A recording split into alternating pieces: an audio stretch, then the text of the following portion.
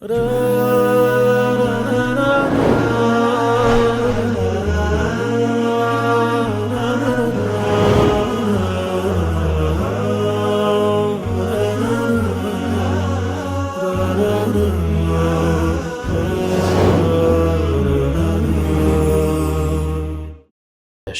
ጫማ መስገድ እንዴት ይታያል ልትመልሱልኝ ይላል። የጠንቋይን ገንዘብ መብላት እንዴት ይታያል ይላል። ሀይድ በመሆንበት ጊዜ መስጂድ ውስጥ ቁርአን ቤት ስላለ ገብቼ ቁርአን ሳልነካ ወይም ሳልቀራ እወጣለሁ። ሰዎች ከሚሰግዱበት ውስጥ ግን አልገባም። እንደዚህ ማድረጌ ሐራም ይሆንብኛል ወይ ትላለች። ከባለቤቴ ጋር ተፋተናል፣ ልጆች አሉን። የልጆቹን ወጪ የመቻል ግዴታ አለበት ወይስ የለበትም ትላለች።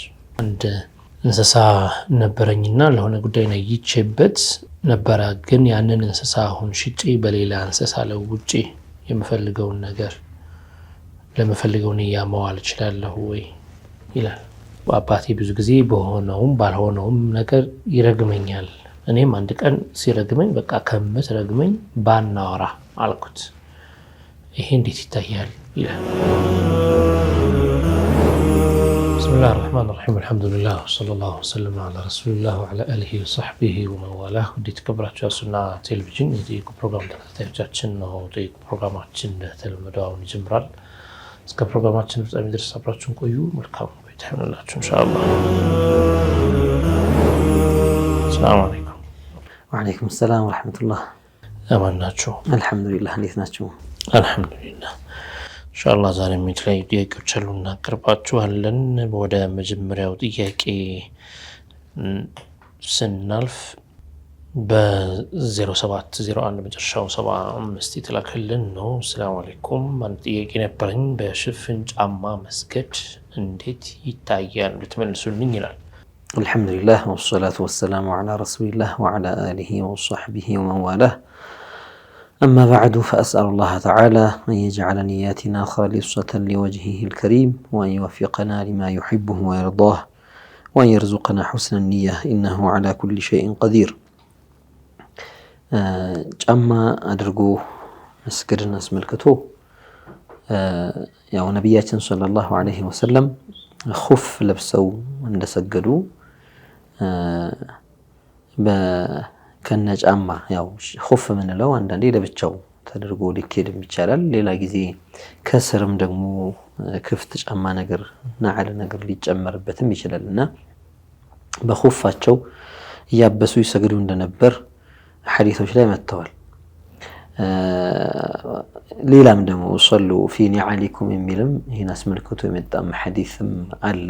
ያኒ ጃኢዝነትን ፍቁድነትን የሚያሳይ ከኹፍ ማሻገር ደግሞ ናዓል በምንለው ማለት ነውና ያው አንድ ሰው የለበሰው ጫማ ጧሂር እንደሆነ ነጃሳ እንደሌለው ካረጋገጠ ጫማ ማድረጉ እና መስገዱ ያኒ ጫማውን አለማውለቁ ሶላቱን አያበላሽበትም ወይ ደግሞ ሐራም ነገር ሰርቷልም አያስብለው። ይሄ እንደ ሁክም መታወቅ ስላለበት አንዳንዶች ይጸየፉ ይሆናል። ከነጫማ ቆሞ ያዩትን ሰው እየሰገደ ያዩትን ሰው ይኸው ከነጫማው ቆሞ ብለው ሊያወግዙት ይችላሉ። ያኒ በቀጥታ ሙሉ ለሙሉ የሚወግዝ ተግባር ባንለው፣ ነገር ግን ጫማውን አውልቆ ያለ ጫማው ቢሰግድ ከብዙ ነገሮች አንፃር ተመራጭነት አለው። ከነዚያ መካከል አንዱ አተየቁን من الطهارة طهاران የበለጠ የቂን ማለት እርግጠኛ መሆንን ይሰጣል። ይሄን ነገር ያስጠቅማል። ነገር ግን አንዳንድ ሰው ምንም የረገጠው ነጃሳ እንደሌለ አዲስ ጫማ አድርጎ ሊወጣ ይችላል እና ምንም አይነት ነጃሳ እንዳልረገጠ እርግጠኛ ነው። እርጥበትም አላገኘው ደረቅ ላይ ነው ሄደው የረገጠው ቦታ ምንም ነጂስ እንዳይለው ያውቃል። ከነጫማው ይሰግድ። አሁን የጧሃራ ጉዳይ ላይ ሸክ የሚባል ነገር አይገባበትም ማለት ነው። ስለዚህ ሰዎች በጥቅሉ ይህንን ውጉዝ ተግባር አድርገው ማየታቸው ተገቢ አይደለም። ተመራጩ ምንድነው የሚለው ዘርዝረናል፣ ጠቅሰናል። ያኒ ጫማውን አውልቆ መስገዱ ከብዙ አንግሎች ወይም ከብዙ አቅጣጫዎች ይሻላል። ከዛ መካከል አንዱ حتى يضع باطن أصابع قدميه على الأرض ويقرون يوست يتعطون يوست كفل مريث لاي ما درجونا كسجود أركانوش مهكل وين دم كسجود شرطوش مهكل عنده سلهونا يعني يبلغ أمام موالاتون رقتني هنا يعني ثم عندنا نجمعوش يعني نجر لما رج متشوس لما يهون الذي نجر يعني بتطفوني تاچو አስቸጋሪ በሚሆንበት ሰዓት ያንን የጣቱን የውስጥ ክፍል መሬት ላይ ማድረጉ እርግጠኛ ሊሆን ይችላል ጫማው ብቻ እንዲሊሰካው ይችላል ስለዚህ ከዚህ አንፃር ተአኩድ ለማድረግ የቂን ለማድረግ ጫማውን አልቆ መስገዱ ተገቢ ቢሆንም አንዳንድ ሁኔታዎች ደግሞ አስገዳጅ የሚሆንበት ሁኔታ አለ ይሄንን ጉዞ የሚጓዝ ሰው ይበለጥ ያውቀዋል ጫማው አልቆ ጫማውን ፈቶ ሰግዳለው ሲል መኪና ሊያመልጠው ይችላል ያረዝምበታል ቶሎ ወዲያውኑ ወደ ሶላት ለመግባት መፍታትና ማሰር የሚባለው የራሱን የቻለ ጊዜ የሚወስድበት ነገር ስለሚኖር ያቺ ሶላት እንዳታመልጠው ተአኺር ማድረግ ማይችለው ሶላት ሊሆን ይችላል ከሶላት الصبح ወይም ከሶላት العشاء ነው ካልሰገዳውን ፈጅር ሊገባበት ነው ተአኺር አይቻልም መቼም ዒሻን ወዴት ያደርገዋል ያዘገየው መግሪብን እስከ ዒሻ ያዘገየዋል ዙህርን ወደ ዓስር ያቆየዋል ስለዚህ እንዲህ አይነት አጣብቂኝ ውስጥ ሲገባ ወይም ያለበት ሁኔታ እኛ የተመቻቸ የተደላደለ ቦታን ያያሰብን ምን አለ ቢያልቅ ለነል እንችላለን ያለንበት ሁኔታ አይተን ግን አንዳንድ ቦታዎች ላይ በተለይ ውጭ ሀገር ለስራ የሚቀጠሩ አንዳንድ ውትድርና ላይ ያሉ መስገድ የሚከለከሉ ማለት ነው እንዳሰግድ የሚባሉ ሰዎች እንደዚህ አይነት ሰዎች ሾለክ ብለው የሆነ ቦታ ወጣ ብለው ቶሎ ያቺን በሁለት ደቂቃ በ3 ደቂቃ ያቺ ፈርድ የሆነችባቸውን ለመስገድ ጫማ መፍታትና ማሰሩ ስለይገቡ ይችላል አንዳንዴ ሴኩሪቲ ጫማ እንደምታውቀው ብዙ የሚታሰር ብዙ ረጅም ገመድ ያለው ምናምን ይሆናልና ይቸገራሉ على كل حال جائزነቱ جائز ነው የተሻለው በዚህ መልኩ እስከተመቸው ድረስ አውልቆ መስገዱ ይችላል ስለዚህ የመጀመሪያ ትኩረት የምናደርገው ጫማው ጧሃራ ነው ወይስ አይደለም የሚለው ነው አሁን ብዙ ሰዎች ይሰቀጥጣቸዋል ይሄ ነገር ያስደነግጣቸዋል የሚያስደነግጣቸው ሌላ ሳይሆን ስንት ቦታ እየዞረ ጭቃውን ምኑን እየረገጠ ከዛም በኋላ ምን ይመስላቸዋል ቀጥ ብሎ አሁን ያሉ መሳጅዶችን ታቋቸዋላችሁ በጣም ንጹህ ናቸው ምንጣፍ ናቸው በጫማው ስገድ ካለው ቀጥ ብሎ መስጂድ ሊገባ ነው ይሰውይ ገብቷቸዋል አይደለም ከዚህ አንፃር ነው ብዙዎቹ የሚያዩት እና ሙባሸረተን ይሄ ጧሃራ መሆን ለምሳሌ አዲስ ጫማ የገዛ ሰው ምንም አልነካውም እሱን አድርጎ ሊሰግድ ይችላል ስለዚህ አሁንኛ ምንለው ከኹሹዕ ማያስከለክለው ከሆነ ጫማ ያሁን ጫማዎች ይታወቃሉ ብዬ ነው ቆዳ ጫማ ነው ወይም ደግሞ ሸራ ጫማ ነው ያረጋው እሱን አድርጎ ሲሰግድ ቁጭ ሲል እንዴት ይመቸዋል ያደርገዋል እንደገና ደግሞ 5 ደቂቃ ናት 3 ደቂቃ ናት የአረቦቹ የዛን ዘመን የነበረው ጫማ ደግሞ ፍላቶች ናቸው ለመሄድ የሚመቹ ናቸው እንዳሁኑ አይደሉም ማለት ነው ስለዚህ እነዚህ ሁሉ ነገሮች ግምት ይገባሉ ዶክተር እንደው ጫማ ሲባል ከኹሹዕ የሚከለክል ካልሆነ ከነጃሳ ጧሃራ ከሆነ ንጹህ ከሆነ መስጂድ ማቆሽሽ ከሆነ ብለን ነው የምንለየው እንዲሁ በደፈናው ስናረጋው በዝርዝር እነዚህ ነገሮች ይነሳሉ ኹሹዕ ብቻ ሳይሆን በተሟላ መልኩ ሶላቱን መስገድ የሚከለክል ከሆነ አይሆንም እኮ በተሟላ መልኩ ማለት እንደው ፈርድ በሆነበት መልኩ ከዚያ ባሻገር ደግሞ ተጨማሪ ነገሮች አሉ ሶላቱን አርካኑን ሊሞላ ይችላል ግን ኹሹዕ የሚከለክል ሲሆን ደግሞ የተጠላ ይሆናል ሌሎችም ምክንያቶች አሉ ከጫማ ጋር ብቻ የሚያያዝ ሳይሆን ሌሎችም ኹሹዕ ከልካይ ነገሮችን ተጀኑብ ማድረግ ያስፈልጋል ከዚያ ውጪ የጠቀስኳቸው ምሳሌዎች ምናልባት ግልጽ ያደርጉታል ብዬ ስላሰብኩ ነው ብዙ ሰዎች ከነጫማ ሲባል መስጊድ ከነጫማው ይግባ የሚለውን ሊረዱ ይችላሉ ተፋሲል ነገሮች አሉ ዝርዝር ነገሮች አሉ ድሮ የነበረው የመስጂድ ሁኔታ አሁን ያለው ተቅዲሩል መስጂድ ማለት ነው መስጂድን ማቆሸሽ ማለት ነው ነጃሳስ የሚሆንበት ሁኔታ እንዴት ነው ማዕፉ የሆነ ነጃሳ አለ የለም ያም ዝርዝር አለ እኮ ገና ጢኑ ሸዋሪዕ ምንለው የመንገድ ላይ ያሉ የተነጀሱ ጭቃዎች ምንላቸው ይቅር የሚባሉበት ሁኔታ አለ ያ በጣም ዝርዝር ሁክም ያለውና ጠቅለል አድርገን በማይታለፍበት መልኩ ይቅር በማይባልበት መልኩ የተነጀሰ መሆኑን ያረጋገጠ ወይም መስጂድን በሚያቆሽሽ መልኩ ቆሻሻ ለቃቅሞ መስጂድ በጫማው ይዞ የሚገባ ከሆነና መስጂድ ለምንጣፍ ላይ የሚያራግፍ ከሆነ ማቆሸሽ ነውና ያም በማይሆንበት መልኩ ከነጫማ መስገድ ቢፈልግ ጃኢዝ እንደሆነ ሸርዓን ክልክል እንዳልሆነ ይሄ መጀመሪያ መሰመር ያለበት ጉዳይ ነው። በዋናነት ለምንድነው ብዙ ሰዎች በጭፍን የሚያወግዙት ስላሉ ነው። አንዳንዴኛ የሆነን ሙንከር ኢንካር ስናደርግ ከዚያ ሰዎች ያለምዱትንም ነገር በዚያው ኢንካር ማድረግ ይጀምራሉ።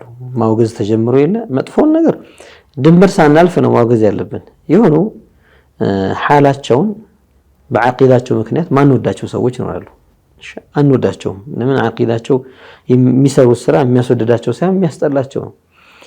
አላሁ ስብሓነሁ ወተዓላ ፈኢን ተወለው ፈኢነ አላህ ላ ዩሒቡል ካፊሪን ብሏል። ስለዚህ ካፊሮችን አላህ አይወዳቸውም። ይሄ መታወቅ አለበትና በዚያ ምክንያት ምንጣላቸው ሰዎች ቢኖሩ ሙጀሲም ይሁን ሌላም ይሁን ግን ተጨማሪ ሌላ ስራ ሲሰራ ያ የሰራው ስራ በሸሪዓ ሚዛን ቢታይ ሰውየው ለው ካነ ሙስሊመን ሙእሚናን ኢዕቲቃዱ ትክክል ቢሆን ማይወገዝ ስራ ከሆነ እኔ እናይቼ ማውገዝ የለብኝም። የሚወገዘውን ነው እንጂ መርጬ ማውገዝ ያለብኝ በቃ ያ ሰው የሆነ ነፍሴ ዝንባሬ ማታዘነብልበትን ነገር ስላደረገ ብቻ ልክ ከሰው ጋር ልህ እንደመጋባት ያየሁት ነገር ሁሉ የሱ ነገር እንዲያስጠላኝ መሆን ያ ተገቢ አይደለም።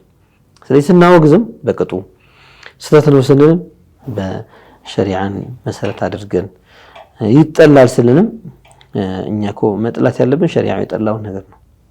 ነፍስ ዝም ብላ የራሷ ዝንባሌ ያላት እሷን መግታትና ማስተካከል ከኛ ይጠበቃልና የነፍሳችንን ዝንባሌ ሁክም አድርገን እንዳንወስደው በተደጋጋሚ አንተም ሌላም 3 4 አንድ አይነት ጓደኛ የሆናችሁ ሰዎች አንድ አይነት ዝንባሌ ሲኖራችሁ አንዳንዴ ያንን ነገር እንደ ሸሪዓ ራሱ እንደ ክልክል አድርጎ የመቁጠር አይነት ድምዳሜ ጋር ይደረሳል። ይሄ ኸጣ ነው። የግድ መታወቅና ይሄ እንደዚህ ነው። አዎ አንዳንዶች እዚህ ጋር ስትመልስላችሁ ታዲያ እንደዚህ ከሆነ ሲሉ ነው ሌላ ጋር ይላሉ። እኔ ስለዚህ ነው ያወራው ስለዚያኛው ሳይሆን አሁን መስጂድ ውስጥ ይግባና መስጂድ ያቆሸሽ ራሱን የቻለ ነገር ነው። አይፈቀድም። መስጂድ ማቆሸሽ የሚባል ነገር ተቅዚሩል መስጂድ ይባላል። ሐራም ነው። ሶፍት እንኳን ተናፍጦ ምራቁን ተፍቶ ቢጥለው እኮ ተቅዚር ነው። ሐራም ነው መስጂድ ውስጥ ምራቅ እኮ ነጃሳ አይደለም። አዎ ነጃሳ የሆነ ነገር ብቻ አይደለም ሙስተቅደር የሆነ ነገር ሁሉ መስጂድ ውስጥ መጣል አይቻልም። የተገለገልክበትን ነገር እዛው በጥለው ይሄ ምን ማድረግ ነው? መስጊድን ማቆሸሽ ማለት ነው። የቆሸሻ ማክስመጫ ማድረግ አይቻልምና ከዚህ አንፃር እሱ ይዞት የገባው ነጃሳ ባይሆንም ግን ቆሻሻ ይዞ ገብቷል የሚያስብለው ከሆነ ሐራም ይሆናል ማለት ነውና እነዚህን ማገናዘብ መልኩ ነው። መርሐባ። ወደ ተከታዩ ጥያቄ ስናልፍ በ0918 መጨረሻው 68 የተላከልን ነው። ሰላም አለይኩም የጠንቋይን ገንዘብ መብላት እንዴት ይታያል ይላል። የጠንቋይ ገንዘብ መብላት በጥንቆላ ያገኘው ገንዘብ ከሆነ ያንን ቢሰጠን ወይ ቤቱ ቢጋብዘን መብላቱ ክልክል ነው የሚሆነው ከሐራም የተገኘ ገንዘብ ስለሆነ። ያኔ ሰዎች ጠንቆለው ያው ጥንቆላ ምን አይነት ነው ዝርዝሩ እንግዲህ እነሱ ናቸው የሚያውቁት። አብዛኛው ጊዜ ከሲህር ጋር የሚያያዝ ስራ ይሰራሉ። ከጅኖች ጋር አግባብነት የሌለው ግንኙነት ያደርጋሉ። ማይፈቀዱ የሆኑ አላቃዎች ያደርጋሉ። ከዚያ በኋላ በዚያ ምክንያት ለሰዎች የሆነች ነገርን ጣል አድርገው ውሸቶችን ጨማምረው ሰው ላይ ተምዊህና ማስመሰል ስራ የሚሰሩበት ነው። ከሸያጢኖች ከጅኖች ጋር የሚያያዝ ሸርዕ የከለከለው ከሃና የሚባል የተከለከለ ስራ ስለሆነ ከዚህ የተገኘ ከስብ ሐራም የሆነ ከስብ ነውና ሐራም የሆነ ገንዘብ ነው የሚሆነው። ከዚህ ከስብ የተገኘው ገንዘብ ሐራም የሆነ ገንዘብ ነው የሚሆነው። ይህንን ሐራም የሆነ ገንዘብ እኛ ጥንቆላውን ባንሰራውም እንኳን እዚህ ሰው ጋር ሄደን ከሱ ገንዘብ መብላት አይፈቀድል። ማሉሁ ከበቅየቲ አምዋይል ሙሐረመ ሐራም ከሆኑት ገንዘቦች መካከል አንዱ ነው ይሄ ገንዘብ። ያኒ ለምንድነው አመጣጡ ትክክለኛ አመጣጥ ስላልሆነ ሸሪዓ በፈቀደው መልኩ ስላልሆነ ይሄንን ገንዘብ ያመጣው። ይሄ እስከሆነ ድረስ በእኛ በኩል ተጀኑ ማድረግ ያኒ በምንም መልኩ ያንን ምግብ ላለመብላት ወደዚያ ላለመቅረብ መጠንቀቅ ያስፈልጋል ማለት ነው። በዚህ ቁጥር የሁለተኛው ጥያቄ ምንድነው? ሀይድ በመሆንበት ጊዜ መስጂድ ውስጥ ቁርአን ቤት ስላለ ገብቼ ቁርአን ሳልነካ ወይም ሳልቀራ እወጣለሁ። ሰዎች ከሚሰግዱበት ውስጥ ግን አልገባም። እንደዚህ ማድረጌ ሐራም ይሆንብኛል ወይ ትላለች። ያው መስጂድ የሚለው በእኛ ተለምዶ ያጠራር በመስጂድነት ወቅፍ የተደረገውን ብቻ ሳይሆን አንዳንዴ በዙሪያው ያሉ ሱቆችንም ጭምር በውስጡ የያዘውን መድረሳዎችንም ጭምር የመስጂድ ሽንት ቤት እንላለን እኮ የመስጂድ ሽንት ቤት እንላለን። ሰው ሽንት ቤት ጋር ሆኖ እዛው ሽንት ቤቱ ያለበት አካባቢ ላይ ሆኖ ስልክ ቢደወልለት መስጂድ ነኝ ያለሁት ነው የሚለው እኮ አይደል? መስጂድ ነኝ ያለሁት ብሎ ያው እንደ አጠቃቀም ደረጃ የመስጂዱ መራፊቆችን መራፊቅ ማለት ለመስጂዱ ግልጋሎት የሚሰጡትን የመስጂዱን ሰዎች የሚخدሙትን ክፍሎችንም ይሆን መጠቃቀሚያ ቦታዎችንም መስጂድ ብሎ የመሰየም ነገር አለ። እንደ መሰረታዊ የመስጂድ ወቅፍነት ሲታይ ግን ለመስጂድነት ተብሎ ወቅፍ የተደረገ ቦታ ያው ለዚሁ አገልግሎት ብቻ ነው የሚሆነው ማለት ነው። ለዚሁ አገልግሎት ነው የሚለው። መስጂድ ሲሆን ያው ሽንት መሽናት አይቻልም፣ መስጂድ ነውና መስጂድን መነጀስ ይባላል ማለት ነው። መጸዳዳት አይቻልም፣ አክታም መጥፋት አይቻልም። ስለዚህ ሰዎች ደግሞ ወደ መስጂድ ሲመጡ ውዱ ሊያደርጉ ይፈልጋሉ፣ ሽንት ቤት መግባት ይፈልጋሉ፣ ለስቲንጃ ሊፈልጉ ይችላሉ። ለእነዚህ ተግባሮች ምን ይደረጋል? ያው መስጂድን ወቅፍ የሚያደርጉ ሰዎች ታሳቢ ያደርጉትና ለመስጂዱ አገልግሎት የሚውሉ ቦታዎችም እዛ ውስጥ እንዲኖሩ ፈቃደኛ ይሆናሉ። እንደ መድረሳ ያለ እንደ ሌሎችም። ስለዚህ መድረሳውን የመስጂዱ መራፊቆች ውስጥ የምናስገባው ከሆነ መስጂድ የሚመጡ ሰዎች የሚገለገሉበት ልጆቻቸውን የሚልኩበት የሚያስተምሩበት መድረሳ ብለን ከወሰድ ነው መስጂዱ አለ መድረሳው አለ። ስለዚህ ለመስጂዱ የመስጂዱን ሁክም ነው የምንሰጠው፣ ለመድረሳው የመድረሳን ሁክም ነው የምንሰጠው። ይህ ከሆነ የወር አበባ ላይ ያለች ሴት ወደ መስጂዱ አልመጣችም፣ ኢንማ ወደ መድረሳው ነው የገባችው። ቅጥር ግቢ ውስጥ የሚባለው ውስጥ ብትገባም የመስጂዱ ቅጥር ግቢ ምን ነው አይደል? ወደዚያ ብትገባ ያው ግቢውም ራሱ ለመረፊቅነት የሚያገለግል ሰዎች መኪናቸውን እንዲያቆሙበት የሆነውን ነገር እንዲያደርጉበት የሚያገለግል ነውና መስጂዱ ዋናው መስገጃው ቦታ ከሆነ ግን ሐኢድ ሴት መግባት አትችልም፣ መስጂድ ስለማይፈቀድላት። ኢኒ ላ ኡሂሉ المسجد لحائض ولا جنوب ብለዋል ነብዩ ሰለላሁ ዐለይሂ ወሰለም። ጀናባ የሆነ ሰው ሐኢድ የሆነ ሴት አትገባምና ወደ መድረሳው ገብታ ግን ሐይድ ላይ ስለሆነች መስማት ትችላለች እንዳይቋረጥባት። مثلا አንድ አይነት ደረጃ ያሉ ወይም ደግሞ የሚቀሩበት ቦታ ተመሳሳይ የሆኑ ጓደኞቿ ሊሆኑ ይችላሉ። እነሱ የሚቀሩበት ሰዓት ቁርአንም ሳትከፍት ሳትነካ በእጇ በአይኗ ማየት ትችላለች። በአይን ማየት ምንም አይከለከልም። በአይኗ እያየች እነሱ የሚቀሩትን ወይም ኡስታዙ የሚያስቀራቸውን ብትከታተል ይቻላል ማለት ነው። ሐራምነት የለውም። ያው የመስጂድነት ሲነሳ አብዛኛው ጊዜ እኛ ሀገር ላይ ያሉ ሁኔታዎች እኛ ሀገር ላይ ብቻ አይደለም። ሱብሃንአላህ በጣም የሚያጅበው መከቱል ሙከረማ ውስጥ እንኳን በፊት በመስጂድነት የሚታወቅ የነበረ ቦታ ላይ በድጋሚ እንስራው ብለው ከስር ግራውንዱን የገበያ ቦታ አድርገው የላይኛውን ክፍል በመስጂድነት ይቀጥል ብለው ያደረጉበት ቦታ አለ። እንግዲህ ይሄ በቅርብ ሰዎች የሚያዩት ነገር ነው። ለሐጅ ለዑምራ የሚሄዱ ሰዎች ሁላ ያውቁታል። እንዲህ አይነት አሰራሮች እኛ ሀገር ላይም እየመጡ ነው። በመስጂድነቱ የሚታወቀውን ቦታ አንዳንዴ ያፈርሱትና ካፈረሱት በኋላ ምን ያደርጉበታል? ሌላ ከላይ እንሰራለን፣ ያ የፈረሰውን ቦታ ሱቅ እናደርገዋለን ይሏል። ወይ ደግሞ ስሩን ሽንት ቤቶች የመጀመሪያ መስጂድ የነበረው ቦታ ማለት ነው ትንሽ አፈሩ ይነሳና ተቆፍሮ ትንሽ ዝቅ ይደረግና ሽንት ቤቶች ምናምን ይሆናሉ። ከዛ መስጂዱን ላይ ያደረገ ነው ይሏል። በሐቂቃ መስጂድ የነበረው ራሱ ቦታ ነው ሆኖ ወደ ኸላእነት ወደ ምንነት እየተቀየረ ያለውና ይሄ እንዲህ አይነት ነገር ከመግባታቸው በፊት ኮሚቴንን ባዮች ይሆኑ እንደዚህ ያለ ዒልም ኮሚቴ የሚሆን ብዙ ስላለ ነው መስጂዱ እንዴት እንደሚያስተዳድር አያውቀውም። ሸሪዓዊ ሁክም አያውቅምና ዝም ብሎ መርካቶ ሱቅ ስላለው ብቻ ኮሚቴ የሚደረግ አለ ወይም የሆነ ድርጅት ስለሚመራ ብቻ በዒልም ይምራው በጃህል ይምራው ድርጅቱ አይታወቅም። የሆነ ድርጅት አስተዳዳሪ ነውና ከሊኮ የምናምን መስሪያ ቤት ማኔጀር ነው፣ ስለዚህ የመስጂዳችን ኮሚቴ ሰብሳቢ መሆን ያለበት እሱ ነው የሚባል ነገር አለ። ሁሌ እንደዚህ አይደለም። ቢያንስ እነዚህ ኮሚቴ ተብለው የሚመረጡ ሰዎች የመስጂድ አህካምን ወቅፍ ሲደረግ ሽሩጥ አልአውቃፍ የወቅፍ አጠቃቀም መስጂድን በምን መልኩ እንገለገለዋለን፣ ምን ይፈቀዳል ምን አይፈቀድም የሚለውን ዓሊም ጋር መተው ተምረው እነሱ መተዳደሪያ ደንብ ብለው እኮ ያወጣሉ እኮ። መተዳደሪያ ደንብ የሚለውን ይተውትና ሸሪዓዊውን ህግ ይማሩት ከዑለማዎች።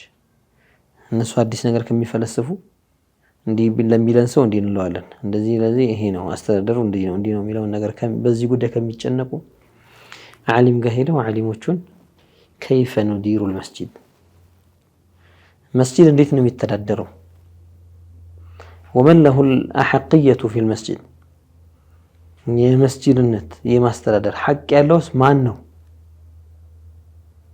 ለምሳሌ መስጂድ ሰሪ ይኖራል፣ በገንዘቡን የገነባው መስጂዱ ለሁ ያኒ ሐቁል ኒዛራ የናዚርነት መቼም ባለቤት አይደለም እሱ ሰርቶታል፣ ለአላህ ነው የሚሰጠው፣ ሙስሊሙ ነው የሚገለገልበት። ግን ናዚርነት ያንን የመጠበቅ የመከታተል የማስተዳደር መብት ያለው ማን ነው? ዋቂፉ ነው፣ መስጂዱን ወቅፍ ያደረገው። እውነት እንደው የኢስላም ጉዳይ አሳስቦት ሰው ሸሪዓን ተግባራዊ ማድረግ የሚፈልግ ከሆነ እንዲህ አይነት ሐቆች ወደ ባለቤቶቻቸው መመለስ አለባቸው። ሐቅን ለባለቤቱ መመለስ መቀማት እኮ አይቻልም። የሰውን ወቅፍ ያደረገውን የማስተዳደር መብት ለሱ ኖሮት እኔ መጥቼ በመደራጀት ስም ይሁን በመጅሊስ ስም ይሁን በሌላ ማህበር ስም ይሁን በሰፈር የሆነ እንዴ እኛ አይደለ እንዴ አብዛኛው ምን ሰግደው እኛ ተደራጅተን አንድ ላይ ሆነን እንቀማው ከዚህ ናዚር ማለት አይቻልም። እሱ ነው የገነባው፣ መስጂዱን የሰራው እሱ ነው፣ መስጂዱን ወቅፍ ያደረገው እሱ ነው። ለሁ ሐቁ ኒዛራ። እንዲህ አይነት ነገሮች ብዙም እየተሰሩባቸው አይደሉም እና እንዲህ አይነት ነገሮችን ኮሚቴ ተብዬዎች ከስር ያሉ እናስተዳድራለን የሚሉ ሰዎች ማወቅ አለባቸው። ያን ካላወቁ ብዙ ነገር ያበላሻሉ። ماذا يجوز في المسجد يعني هل يجوز الأكل فيه أو لا ማወቅ አለባቸው እኮ።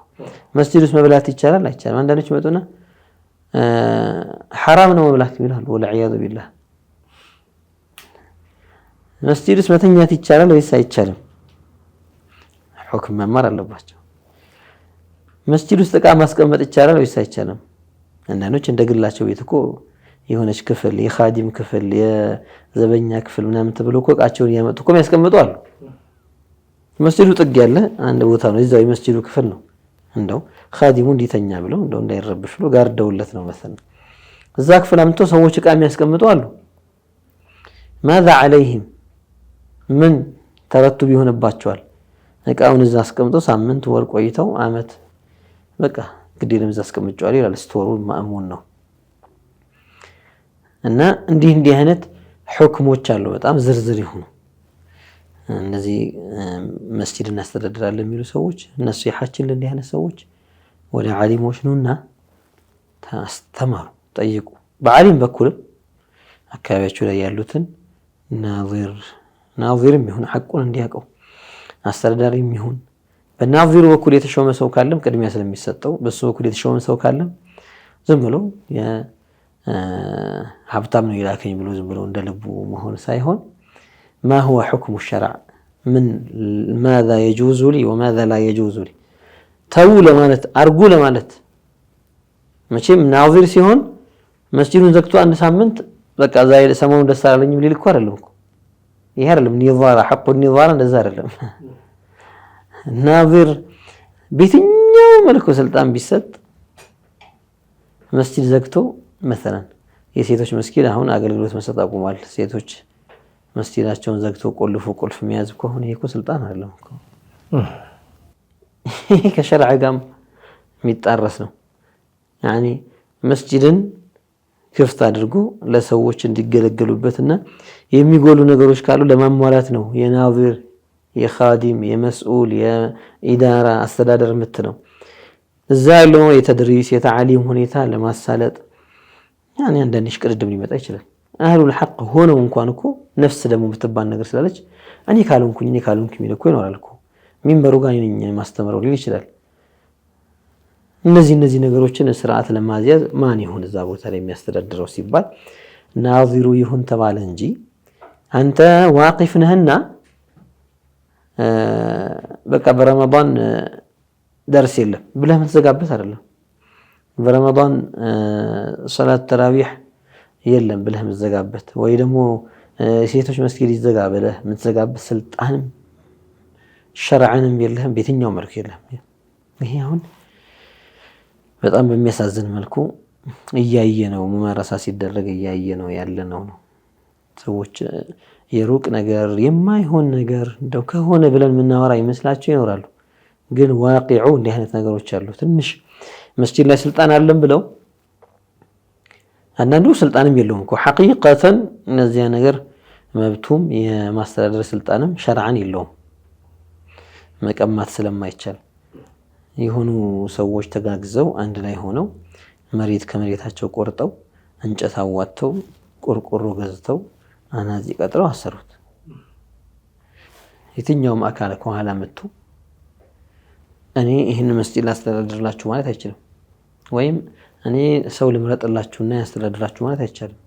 هذا حكم شرعي የምናወራው አሁን የፖለቲካ ነገር ይመስላቸው ሰዎች ሊኖሩ ይችላሉ። አንዳንዴ ወይ ንግግር የሚቀለብሱ ይኖራሉ። فليتعلموا أحكام المساجد የመስጂዱን حكم ይማሩ። ለምን لا يحل لامرئ أن يدخل في شيء قبل أن يعلم ما أحل الله تعالى منه وما حرم.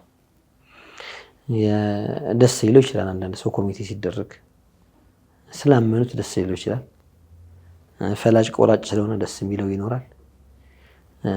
ወይ ደግሞ የሆነ መጥፎ የሆነ አጀንዳ ለማሰራጨት ያቀደው ያ ነገር ስለተሳካለት ደስ ይለው ይችላል። في كل الأحوال የሆነ ነገር ውስጥ ከመግባቱ በፊት ምንድነው የሚፈቀደው ምንድነው የማይፈቀደው የሚለውን ማወቅ አለበት። ማይችለው ከሆነ እኔ ማልችለው ነገር ነው። لو قيل له أنت رئيس الأطباء مثلا في هذا المستشفى سلك من ما أكسو أنت هون يا حكيموش يا دكتوروش رئيس هنا يوانا قد لي دكتوروش مكو مشهور يرجعلوا بمشتنيا قد ولا عندي نو يبابا لنا من الشارع اللي يبابا له يهون نقول السنة المشي إن أنت لما توصل ناتشو يبارمينا سلهني سلك من بمالك وقد عندي تجابلون يبلو ما راك أنا قالوا تاسقبوني واقعتشو يبلو መስጂድ ሲሆንሳ ሰብሳቢ ሲባል አንዳንዱም የሚሟገት አለ። እኔ ነኝ እንጂ ሰብሳቢ መሆን ያለብኝ ለዚህ መስጂድ እንደዚህ ያረኩኝ ይላል አንዳንዱ። ماذا تعرف عن احكام المسجد ይባል لا شيء ምን ችግር አለ ህገ ደንብ እናወጣና እንተዳደራለን ይላል። ሸሪዓ ያለ እስላም መመሪያ ያለ መስጂድን በማስተዳደር የዒባዳ ቦታ ትልቁ ቦታ ይሄን የምትመራበት ሸሪዓዊ ህግ እያለ አንተ ምን የራስህን ህግ ብናስወጣ መቼ ይፈቀዳል? እናንተ ራስህን ህግ አስቀምጠህ መሄድ እና እነዚህ ሁሉ ያው ተያይዘው የሚነሱ ነገሮች ናቸው። አላህ ሷዋቡን ወደ ኸይሩ ወደ ሷዋቡ አላህ ይምራል። ወደ ተከበራችሁ ተመልካቾቻችን የምትከታተሉት ጠይቁ ፕሮግራማችን ነው። አሁን የረፍት ሰዓታችን ላይ ደርሰናል። ከአፍታ ቆይታ በኋላ ተመልሰን እንገናኝና የቀሩ ጥያቄዎችን አብረን እንከታተላለን። ርቃችሁ አትጠብቁን፣ እንመለሳለን ኢንሻአላህ።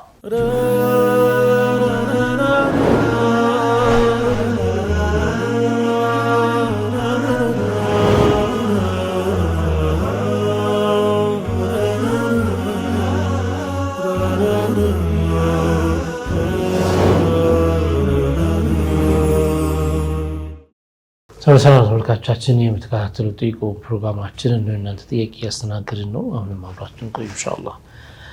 በ092067 መጨረሻው 68 የተላከልን ጥያቄ ሰላም አለይኩም፣ ጥያቄ ከባለቤቴ ጋር ተፋተናል፣ ልጆች አሉን። የልጆቹን ወጪ የመቻል ግዴታ አለበት ወይስ የለበትም ትላለች። ያው ባል የልጆቹ ነፈቃ ግዴታ አለበት። ከራሱ ጋር የሚደጉ ወሌሎች ጋር ምናልባት በፍቺ ምክንያት ተለያይተው ወደ እናታቸውን ቢሄዱ ነፈቀቱ አዘውጃ ወነፈቀቱ አውላድ ምንለው ሁለቱ የባለቤት ነፈቃም የልጅ ነፈቃም ባል ላይ ነው የሚሆነው። ባለቤቱ ሚስቱ ተፈታ ከሄደች ከዛ በኋላ ከተለያዩ ነፈቃዋ ተነስቷል። ሚስት እያለች በነበረበት ሰዓት ነው ነፈቃው የሚወጅበው። ከልጆቹ ግን እነሱ ተፈተው የሚሄዱ አይደለም። ከእናታቸው ጋር ቢሄዱም ተፈተው አይደለም የሚሄዱት። ኢነማ ያው በሸሪዓ ሐዳና የሚባለው ነገር ወይም ሞግዚትነት የማሳደግ መብት የሚባለው የሞግዚትነት መብት እስከ 7 ዓመት እስኪሞላቸው ድረስ ልጆች ለእናት ነው የሚሰጠው። ሽሩጦች አሉት። ያንን ሸርጥ በጠበቀ መልኩ እናት ልጆቿን ይዛ ትሄዳለች። ይህንን እሷ የመንከባከቡን ኃላፊነት ትወጣለች። ምክንያቱም ልጅ እስከ ሙመይዝ እስከሚሆን ድረስ ከእናቱ በጣም ይፈልጋል። ያኒ ብዙ ነገሮች ይፈልጋል። እናት ጋር ያለ አባት ጋር የማይገኙ ነገሮችን እና ያ ስለሆነ አባት ልጆቹ ከሱ ጋር ባይኖሩም ሙመይዝ ያልሆኑት ነፈቃቸውን መቻል አለበት። ከዚያ በኋላ ደግሞ ከ7 ዓመት በኋላ ይخير ይባላል። ልጁ ምረጥ ይባላል ከአባቱና ከእናቱ። አሁን መለየት ይችላልና ባለው ተምይዝ መሰረት ወደ እናቱ ከሄደ እናቱ ጋር፣ ወደ አባቱ ከሄደ አባቱ ጋር ይተዋል ማለት ነው። ለልጁ ምርጫ ይተዋል በዚያን ሰዓት ሙመይዝ ከሆነ ድረስ። ያ ባሊግ እስከሚሆን ድረስ ግን ነፈቃውን የሚችለው አባት ይሆናል። ያው እናት ልጁን ይዛ የምትሄድበት ሰዓት አባት ልጁን የማየት መብት አለው፣ ፍቃድ አለው። በፈለገው ጊዜ በየጊዜው እየመጣ ሊወስደው ይችላል። ያኒ ሙያ ሊያስተምረው ይችላል። ቀን ቀን ከአባቱ ጋር ሊውል ይችላል። አሁን እኛ ዛሬ ትምህርት ቤት እንደምንለው ማለት ነው፣ የዱንያ ትምህርት የምንለው በድሮ ሰዓት አልነበረም። ይሄ እንደዚህ ክፍል ወደ ክፍል አንደኛ፣ ሁለተኛ፣ ሶስተኛ እየተባለ መሄድ አልነበረምና ምንድነው ልጆቻቸው ምንድነው የሚያደርጓቸው? ሙያቸውን ያስከስቧቸዋል፣ ያሰለጥኗቸዋል። ነጃር የሆነ ልጁን ይዞ ከሱ ጋር እንዲውል ያደርገዋል። ከዛ በኋላ ሲጨርስ የሚመለሰው ወደ እናቱ ጋር ይሆናል ማለት ነው። እናቱ መርጧልና ቀን ቀን ከአባቱ ጋር ይውላል። ምናልባት አባቱ መርጦ ከሄደ ደግሞ ከአባት ጋር ይሆንና እናት መጣ የመጎብኘት ፍቃድ አላት ማለት ነው። በዚህ መልኩ ልጆች በምርጫቸው ሙመይዝ ከሆኑበት ሰዓት ጀምሮ በምርጫቸው ወደ አንዳቸው ይሄዳሉ። ግን ነፈቃን አስመልክቶ ወላጅ ላይ ነው ግዴታ፣ አባት ማለት ነው። ወላጅ ሲባል ያው እናትም ወላጅ ነች። አባት ላይ ግዴታ ይሆንበታል። እስከ መቼ? ባሊግ እስከሚሆን ድረስ ለአካለ መጠን እስኪደርስ። ለአካለ መጠን ከደረሰ በኋላ ልጁ ራሱን ይችላል። ያው የአሁኑ ተርቲብ ግን አሁን ያለንበት የትምህርት ካሪኩለም አካሄድ የአመታት መቃጠል እነዚህ ባሊግ አይደለም። እንደው ከባዕደል ቡሉግ نحو 10 سنين 15 سنة ሆኖ ለአካለ መጠን ከደረሰ በኋላ 10-15 ዓመት ሁላ አባቴን ጫማ ግዛልኝ ያለ፣ አባቴ ልብስ ግዛልኝ ያለ የሚኖር አለ። አሁን ምናየው ስለሆነ ማለት ነው በየቤቱ በየቦታው። ለምን የትምህርት አቀማመጡ ያው 6ኛ ክፍል ሲሆን 1 ዓመት 1ኛ ክፍል ገባ ይባል በ6 ዓመቱ እንዲህ ያለ 12 ዓመት ይጨምርበታል፣ 18 ዓመት ይሆናል። ያ ሲያልቅ ደግሞ ወደ ዩኒቨርሲቲ ወይም ወደ ኮሌጅ ይሄዳል። በሚሄድበት ሰዓት 3 ዓመት የሚሆን 4 ዓመትም 5 ዓመትም 7 ዓመት ይማራል። በዚያን ሰዓት በጠቅላላ የሚደግሙ ማን ነው? እናት አባት። ጫማ ያለቀ ሲል ሲልኩለት፣ መምጫ ትራንስፖርት ፈልጋለሁ ሲል ሲልኩለት፣ እዚሁ ከተማ ውስጥ እነሱ አጠገቡ ነው ይማር ከሆነ ያው እየሄደ እየመጣ እነሱ ያዘጋጁት ምግብ ነው ይበላው ማለት እንደዛው እያለ አንዳንዴ እድሜው 28 ዓመት ይሆናል። ማዛለ አሁንም ለምን ስራ እስኪገኝ ድረስ ደግሞ ማስታወቂያ እየዞረ እየፈለገ ጫማው እስኪያልቅ ድረስ እያነበበ እየዞረ ይመጣል። ሙቃበላ ኢንተርቪው ይኖረዋል፣ ይሄዳል። አባዬ ትራንስፖርት የለኝም ይላል። ለሙቃበላው ትራንስፖርት ይሰጠዋል፣ ያቺን ይዞ ይሄዳል። ሌላ ሙቃበላ ሲኖረው ደግሞ እንደገና በነጋታው ታክሲ ይላል፣ ይሰጠዋል። እንዲህ እያለ አንዳንዴ 30 ዓመት አባትየው የሚንከባከበው አለ ማለት ነውና ያው ይሄ የትምህርት ስርዓቱ ትክክለኛ ስላልሆነ ነው። እንደ ሸሪዓ ሲታይ ከዚህ በፈጠነ መልኩና ከዚህ በተሻለ መልኩ አንድ ሰው ራሱን የሚችልባቸው መንገዶች አሉ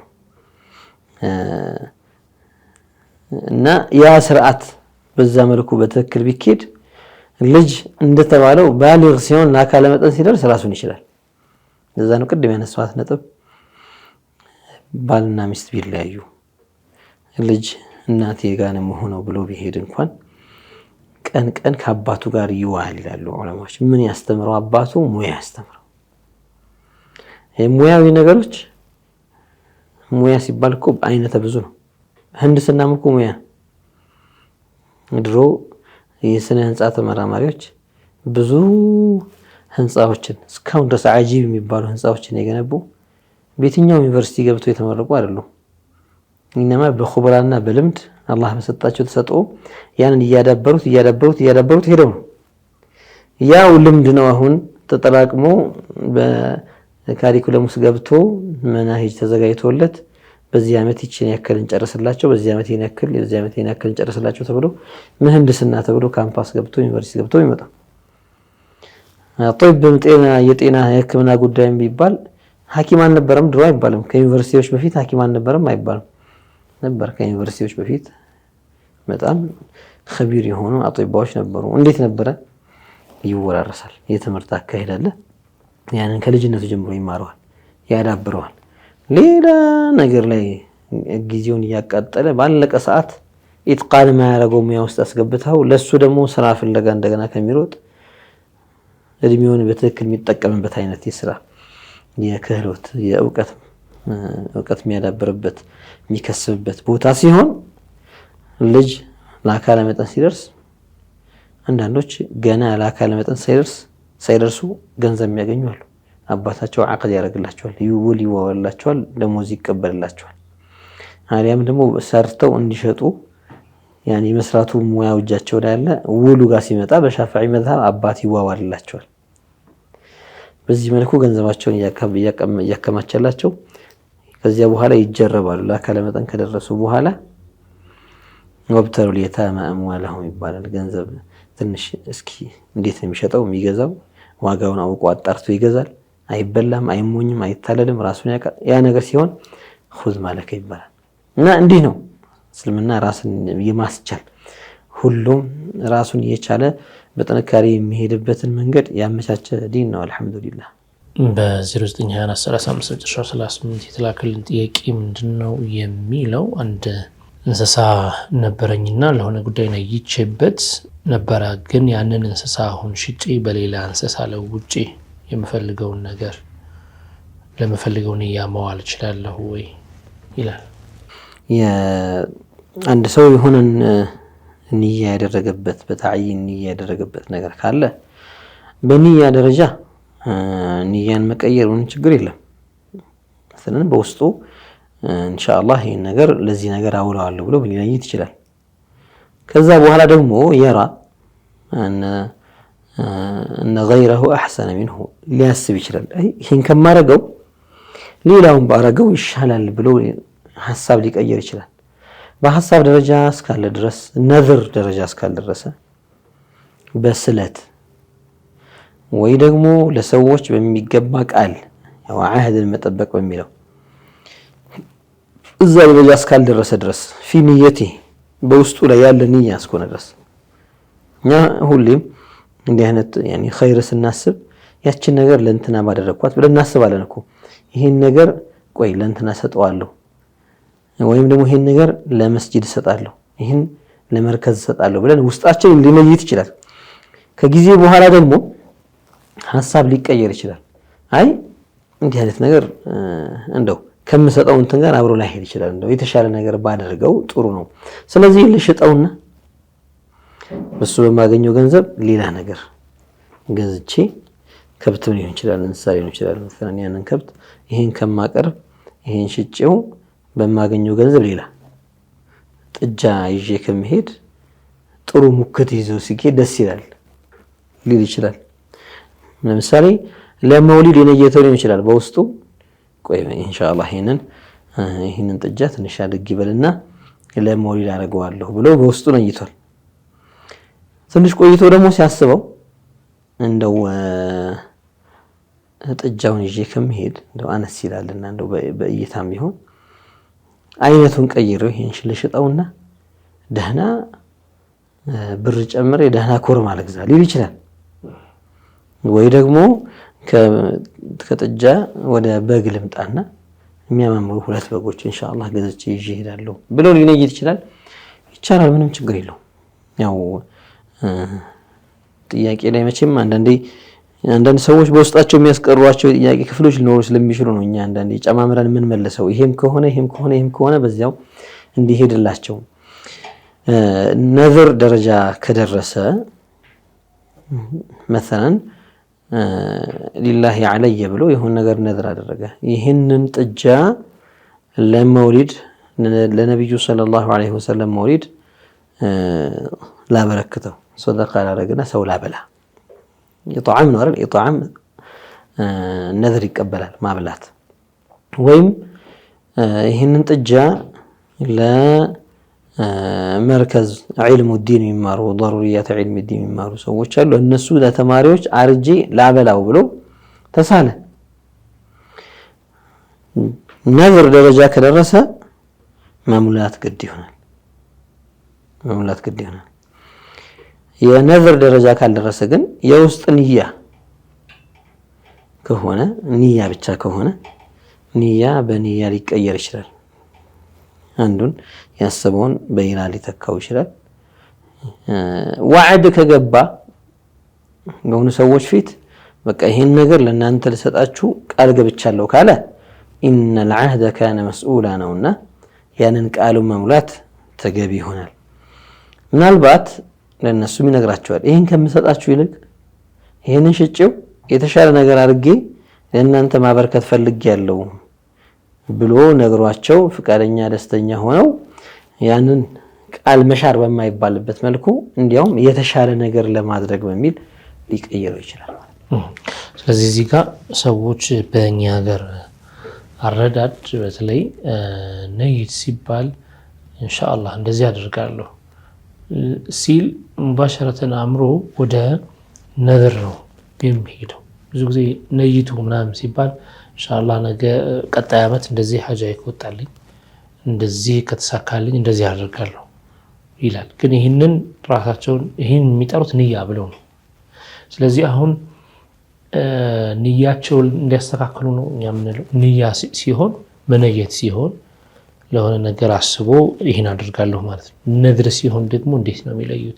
ንያ የሚለውንስ በነዝር የሚያስቡት ከሆነ ቃሉን ንያ ብለው እንዴት ነው የሚያደርጉት? ያው ለምሳሌ እንዲህ ነገር ከተሳካለኝ እንደዚህ ነገር አደርጋለሁ ያለ ሰው ነዝር ሆኗል። አውጥቶ በምላሱም ተናግሮታል። ስለት ሆኗል። ያ ነገር ከሆነለት ያን ማድረግ ግዴታ ይሆንበታል። አንተ ምን ትነይታለህ ሲባል እኔ ደግሞ በግነ ይቻለው ሊል ይችላል። እንደንዴ ለሞሪድ እስኪ ወይ ደግሞ ሰደቃ ማድረግ ፈልገናል ወይ ደግሞ መሳኪኖች አሉ ሄደን መዘየር ፈልገናል ምን ትነይታለህ ይባል እኔ በግነ ይቻለው ሊል ይችላል። ነዝር አይባልም። አሁን ይሄ ትንሽ ቆይቶ የበጉ ይቅርና ኮርማ ይሻላል እንደውም ብዙ ስለሆኑ አንድ ኮርማ ነይቻለው ሊል ይችላል። ይሄ ምንም ችግር የለውም። በነዝርነት ደረጃ ያው ቃሉም አለ አንዳንዴ እንዲህ ላረግ ተስያለሁ ሊል ይችላል። ወይም ደግሞ በአረብኛ ሊላሂ ዐለየ ከዛ ሊል ይችላል። ወይም ኢን ሐሰለ ሊ ከዛ ወከዛ ፈዐለየ ከዛ የታመመው ዘመዴ ከተሻለው ወይም ከላይ ከዳነ እንዲህ ላደርግ ካለ ነዝር ነው የሚሆነው። ነዝር ሲሆን ደግሞ መምላቱ ዋጅብ ይሆናል። በ092668 መጨረሻው 40 የተላከልን ጥያቄ ምንድን ነው የሚለው? አባቴ ብዙ ጊዜ በሆነውም ባልሆነውም ነገር ይረግመኛል። እኔም አንድ ቀን ሲረግመኝ በቃ ከምትረግመኝ ባናወራ አልኩት። ይሄ እንዴት ይታያል ይላል። የመጨረሻ ጥያቄያችን ነው። ከአባት ጋር በሚኖረን አላቃ እንደ አባት ባህሪ ተሐሙል አድርጎ ችሎ ማለፍ የተሻለ ነው የሚሆነው እንጂ አባትህን ባናወራ አይባልም። ከአባት ጋር ካላወራ ሰው ከማን ጋር ያወራል? ያኒ እንዴት አድርጎ ነው ሰው ከአባቱ ጋር የሚዘጋጋው? አንድ ሰው ከአባቱ ጋር በቃ ካሁን በኋላ እንዳታዋራኝ አላዋራህም ብሎ የሚዘጋው አባቱ እንዴት አድርጎ ነው? ይሄ ምን العقوق ነው።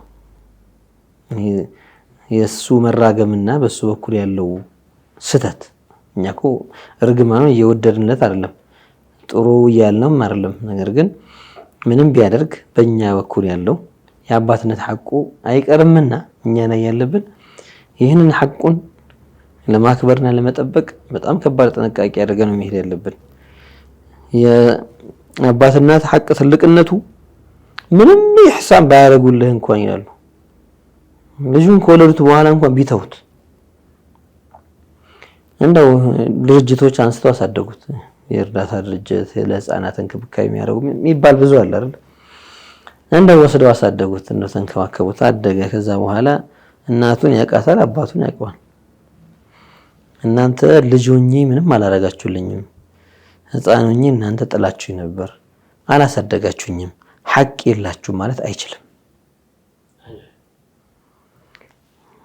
በመወለዳቸው የእሱ አባትና እናት በመሆናቸው ሐቅ አላቸው። እናትን በተመለከተ እርግዝናው፣ መውለዱ፣ ስቃዩ ምኑ ብዙ ነገር አለ። እንደው ሐታ አባት እንኳን አሁን አባት አላረገዘም ማለት ሊጨነቅ ይችላል። የዓለሙል ዊላዳን ምጥን እሱ ሽዑር አላረገውም። ባለቤቱ ስታመጥ እሱም ተጨንቆ ሊሆን ይችላል። ግን እሱ አይደለም በሐቂቃ አምጦ የሚወለው እሱ አይደለም። የራሱ ኃላፊነት ባለበት መልኩ ሆኖ እና አይ እሱ ምንም ይሄው አላዋጣም፣ እንደው እናቴስ እንደው አመጣውላኛለች፣ እናቴ ብቻ ነች ሐቅ ያላት፣ እሱም ብቻ አሳደገኝ፣ መች ተንከባከበኝ፣ መች ምን አደረገልኝ፣ ይሄው ሌላ ድርጅት ነው ያሳደገኝ ማለትና እነሱን መዝጋት ማቋረጥ አይቻልም። እንኳን ስንት ኢህሳን አድርገው ስለተራገሙ ብቻ መራገማቸው ስተት ነው፣ እንደውም ክልክል ነው። ያለ ሐቅ እርግማን ወንጀል ነው። ያለ ሐቅ ብዙ ሰዎች ምላሳቸው ላይ እርግማን የሚለምድባቸው ሰዎች አሉ። የተራገሙ ሳይመስላቸው ካፋቸው ያ እርግማን የሚወጣ አለ። ሳያስቡትም ሄዶ ያ እርግማን ማብዛቱ ባወራው ቁጥር መርገሙ፣ ባወራት ቁጥር መርገሙ ወንጀል ሆኖ ሳለ ማዓሲያ ሆኖ ሳለ በልጅ በኩል ግን ምን ይመስላል እናንተ ባናወራ ብሎ ማለት ራሱ ክልክል ነው። ለልጆች አንዳንድ ጊዜ ወላጆቻቸውን እንደ ጓደኞቻቸው አድርገው የሚቆጥሩ አሉ፣ ወይም እንደ ኩዮቻቸው እንደ ወንድሞቻቸው አድርገው የሚያስቡ አሉ። ከነዚህ ጋር ባደርገው ማያስቀይም የሆነን ሙዓመላ ከአባትና ከእናት ጋር ሲሆን ግን ያስቀይማል። ከሌላ ሰው ጋር ብታደርገው ብዙም ቦታ ማይሰጠው ያኒ ደስ ማይል ነው ተብሎ ይተወሰዳል። ግን ብዙ ቦታ ማይሰጠው ነገር እናትና አባት ጋር ሲመጣ በጣም ክብደት ይሰጠዋል። ለዚያ ወላጅን ስናናገር ከወላጅ ጋር ሙዓመላ ስናደርግ በጣም ከባድ ጥንቃቄ ይፈልጋል፣ በጣም ከባድ። ስለዚህ እናንተ ባናገርሽ ባናወራ ይሻላል። ባናወራት ያው እንዘጋጋን ማለት ነው። በቃ ወሬ እናቁም። ማን ሆኖ ነው ያኔ ዝም ብሎ ባዳ ሰው መንገድ ላይ የተገናኛችሁ ሰው አይደለም እኮ አባት ነው። አባት ደግሞ ትልቅ ሐቅ አለው። ሐቁን በእኛ በኩል መጠበቅ ግዴታችን ነው። የምልልስ የሆነ ሐቅም አይደለም። ካረገልኝ ያረግለታለሁ የሚልም ደግሞ አይደለም። ስጥና ተቀበል፣ ሰጥቶ መቀበል። ኢንማ አላሁ ሱብሓነሁ ወተዓላ የወላጅን ሐቅ ከፍ ስላደረገውና ወላጆችን ክብራቸውን አላህ ከፍ ስላደረገው እነሱን በመጥፎ መጥፎ ከሚባሉ ቃሎች አንዱ ነው። አንድ ሰው መጥቶ ካሁን በኋላ እንዳታዋራኝ ቢልህ እኮ ቀልብህን ይሰብራል። እኔ ካንተ ጋር ወሬ አልፈልግም ካሁን በኋላ ስሜ እንዳጠራ ቢልህ ያበሳጫል አይደል? ቀልብ የሚሰብር ነገር ነው። ሸርዓንስ መዝጋት ይፈቀዳል ወይ? ከሌላ ሰው ጋር ሲሆን ሰበብ ሲኖር እንዲህ ሲኖር ይባላል። ወላጅ አባቱን ካሁን በኋላ እንዳታናግረኝ ወይም ወላጅ አባቷን ካሁን በኋላ እንዳታናግረኝ ማለቱ ወልዒያዙ ቢላሂ ተዓላ ይሄ ቀልብ በጣም የሚሰብር ነገር ነው። ቀጥያ ነው፣ መቁረጥ ነው፣ ዕቁቅ ነው። ስለዚህ ታዲያ እኔ ምን ላድርግ ይላሉ መቼም ጠያቂዎች። እሺ እንዲህ አይነት አባት ያለው ሊኖር ይችላል ብዙ በየቤቱ። መራገም፣ በቃ ስልክ ባነሳ ቁጥር አንቺማ አንተማ እንደው አላህ እንደዚህ ያርገህ እንደዚህ ቁረጠህ ይፍለጥህ ያጥፋህ ይስበርህ እያለ የሚራገም አለ። መቼም እርግማን መስማት የሚያስደስት ነገር አይደለም፣ ቀልብ ይሰብራል፣ ያስከፋል። ግን ወላጅ ይህን ቢያደርግ እንኳን ልጅ ታጋሽ ሆኖ ሶብረኛ ሆኖ ከቻለ አንዳንዴ እኮ ለምን ረገሙም የሚያስይዝ እኮ አለ እኮ። መርገም ወላጅ የሚራገምበትን ምክንያት ሊኖር ስለሚችል ይሄ መጣራት አለበት። ስለዚህ ልጅም የሚያስረግም ነገር አለመስራት፣ የሚያስረግም ቃል አለመናገር እና የት ነህ ሲባል ምንድነው ምናምን የሚል ከሆነ ሊያስረግመው ይችላል እኮ አይደል? አንዳንዴ ወላጅ የማይሆን ፊት ሲያይ ከልጁ የት ሄደ መጣ ሲባል ምንድነው እኔ በወጣው ገባው ጦር መጠየቅ አለብኝ እንዴ ቢል ሊያስረግመው ይችላል አይደል? እንዴ ለምን እንዲህ አይነት ተሰሩፍ ለአባት አይባልም፣ ለእናት እንዲህ አይነት መልስ አይመለስም። ስለዚህ ሰውየው ልጁ የሚያስረግመው ነገር መተው ነው። አባት ደግሞ ልጁ ላይ አሁን የረገመው ርግማን የሚደርስበት እኮ መጀመሪያው የሚያለቅሰው እሱ ነው። እናትና አባት ናቸው የሚያለቅሱትና ምላሳቸውን ያዝ ማድረግ ነው። ለዓለ الملائكة تؤمن የሆነ ሊገጥም ይችላል። لا تدعوا على أنفسكم ولا على أولادكم ولا على أموالكم ይባላል። ይሄ እንደ በጠፋው በሞትኩኝ ምናምን እያሉ ራሳቸውን አትርገሙ፣ አላህ ያጥፋኝ ብሎ ዱዓ ሲያደርግ መላእክት አሚን ብሎ ሙስተጃብ ሊሆን ይችላል እኮ። ልጆቹን አላህ ይንቀላችሁ እንደው እናንተን እንደው ሙቱና ልገላገል ይላል አንዱ። አሚን ተብሎ ቢሆንስ እንደው እንኳን መሞት ውድቅ ቢል ወዲያው ነው እቺን አውርቶ እንኳን ሳይጨርስ ወሬው መሃል አንድ ልጁ እንደው ጥርሱ ቢደማኮ መጀመሪያ ለቡስን ጥቅም ነው ከው ነው እሱ። ስለዚህ ማይሆን እንዲሆን ማትፈልገውን ነገር አትራገም። መርገማንን መያዝ ነው። በልጅ በኩል ግን አግባብነት የሌለው ተሰሩፍ ከአባት ጋር እንዳያረግ እንደ ጓደኛው እንደ ወንድሙ እንደ ታናሽ ወንድሙ ይሄ ካም በኋላ እንዳታዋራኝ ካንተ ጋር ማውራት አልፈልግም እና የሚሉ ነገሮችን መጠንቀቅ ግድ ነው። መርሐባ ዶክተር፣ ለዛሬ የነበሩን ጥያቄዎች እነዚህ ናቸው። ሰጣችሁን ሸሪዓ ምላሽ ማቀላ አሚን ፊኩም። ለና ተከብራችሁ ተመልካቾቻችን እየተከታተላችሁ የነበራችሁ ጠይቆ ፕሮግራማችን ይህንን ይመስል ነበር። የተለያዩ ጥያቄዎችን ልካችሁልናል። አሁንም በተለመዱ አድራሻዎቻችን በኩል ላኩልን፣ እናስተናግዳለን። አብራችሁን ስለነበራችሁ እናመሰግናለን። ሌሎች አስና ፕሮግራሞች ይቀጥላሉ። ሰላም አለይኩም ወራህመቱላሂ ወበረካቱ።